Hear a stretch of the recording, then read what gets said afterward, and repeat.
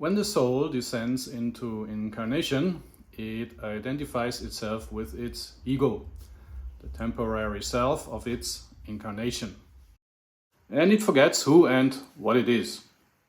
Only when it enters deep sleep, it detaches from its avatar and returns to its soul consciousness. Self-identification is not limited to the ego. People may identify themselves with character traits, abilities, emotions, wants, situations, religion, and even things in the external world. For example, if an ego identifies itself with a religion, it will think, feel, and say that it is a Christian.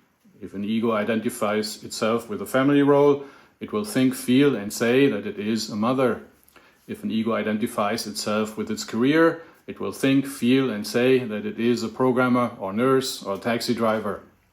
Self-identification is like a cloud, and it is as fragile, and it shifts all the time. We don't have control over many things we identify ourselves with, and we can lose them anytime. When a person loses something it identifies itself with, the corresponding identification in the self dissolves. For instance, a woman may divorce and lose the custody over her children. Her self will then lose its self-identification as a mother. This is a painful experience. In fact, an identity crisis feels like dying. That's where the phrase, "this is killing me," comes from. Luckily, the sense of dying is an illusion. The soul doesn't die, only its identification. We are not our family role. We have one. We are not our career. We have one. We are not our religion. We have one. We are not our avatar. We have one. We experience tiny identity crises all the time. Once in a while, we enter a big identity crisis. For example, by losing our job or business, having a divorce, or by experiencing a faith crisis. Such big identity crises are also known as the dark night of the soul. Tarot card 16 illustrates the dark night of the soul. The tower and crown symbolize self-identification.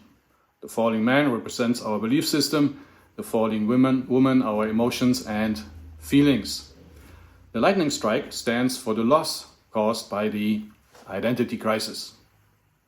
In the picture, the lightning that destroys self-identification comes from the sun.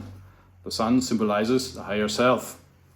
The higher self destroys an illusion that traps a soul in a particular identity. The higher self does so because it wants to free the confined soul.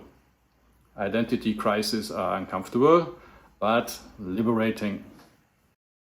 When an identity crisis hits, we better let go of our elusive self-identification and allowing the ego to restructure.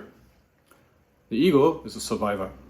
It will rebuild its identification and replace the empty space left behind by the identity crisis, hopefully with soul consciousness. Thank you for watching this episode of Enlightenment Bites. Please help to spread the light with a like and a share, and don't forget to subscribe. Love and light.